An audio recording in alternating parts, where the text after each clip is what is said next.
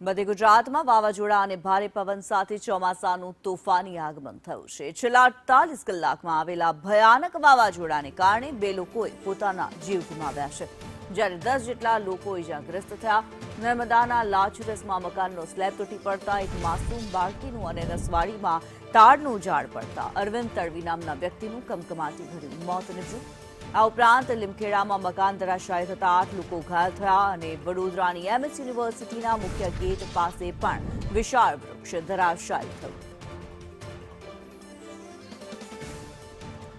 કુણાલ શર્મા વધુ વિગતો જણાવી રહ્યા છે। જી કુણાલ, છેલ્લા 48 કલાકમાં વરસાદ અગાઉ જે રીતે વાવાઝોડાએ માજા મૂકી હતી અને વાવાઝોડામાં ઘણા લોકોએ નુકસાની ભોગવવી પડી છે, ત્યારે છેલ્લા 48 કલાકમાં 2 લોકોના વાવાઝોડા અને વરસાદથી મોત નીપજ્યા છે, જેમાં નર્મદા અને દાહોદમાં 2 કિસ્સામાં એકમાં સ્લેબ પડ્યો હતો, એકમાં તારનું ઝાડ પડતા 2 લોકોના મોત થયા છે।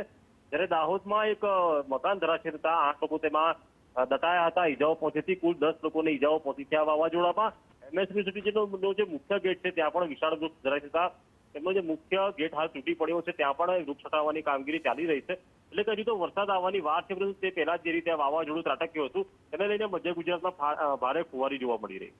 જી ધન્યવાદ કુણાલ આ માહિતી માટે।